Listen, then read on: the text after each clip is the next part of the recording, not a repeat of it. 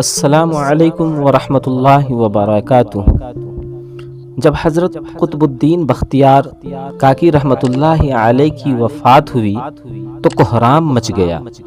جنازہ تیار ہوا، ایک بڑے میدان میں جنازہ پڑھنے کے لیے لایا گیا۔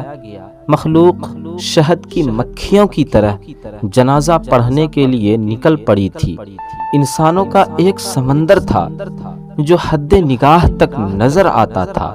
یوں معلوم ہوتا تھا کہ ایک بکھرے ہوئے دریا کے مانند یہ مجمع ہے۔ جب جنازہ پڑھانے کا وقت آیا، ایک آدمی آگے بڑھا، کہتا ہے کہ میں وصی ہوں، مجھے حضرت رحمت اللہ علیہ نے وصیت کی تھی، میں اس مجمع تک وہ وصیت پہنچانا چاہتا ہوں۔ مجمع خاموش ہو گیا۔ وصیت کیا تھی؟ خواجہ قطب الدین بختیار کاکی نے یہ وصیت کی کہ میرا جنازہ وہ شخص پڑھائے جس کے اندر 4 خوبیاں ہوں۔ پہلی خوبی یہ ہے کہ زندگی میں اس کی تکبیر اولیٰ کبھی قضا نہ ہوئی ہو، اور دوسری شرط اس کی تہجد کی نماز کبھی قضا نہ ہوئی ہو۔ تیسری بات یہ ہے کہ اس نے غیر محرم پر کبھی بھی بری نظر نہ ڈالی ہو۔ چوتھی بات یہ ہے کہ اتنا عبادت گزار ہو حتیٰ کہ اس نے عصر کی سنتیں بھی کبھی نہ چھوڑی ہو۔ جس شخص میں یہ 4 خوبیاں ہو وہ میرا جنازہ پڑھائے۔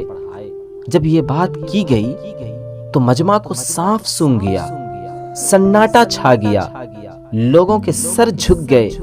کون ہے جو قدم آگے بڑھائے؟ کافی دیر ہو گئی، حتیٰ کہ ایک شخص روتا ہوا آگے بڑھا، حضرت قطب الدین بختیار کاکی رحمت اللہ علیہ کے جنازے کے قریب آیا، جنازے سے چادر ہٹائی اور کہا، قطب الدین آپ خود تو فوت ہو گئے، مجھے رسوا کر دیا۔ اس کے بعد بھرے مجمع کے سامنے اللہ کو حاضر و ناظر جان کر قسم اٹھائی، میرے اندر یہ 4 خوبیاں موجود ہیں۔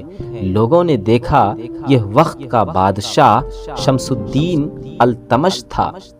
اگر بادشاہی کرنے والے دینی زندگی گزار سکتے ہیں، کیا ہم دکان کرنے والے یا دفتر میں جانے والے ایسی زندگی نہیں گزار سکتے؟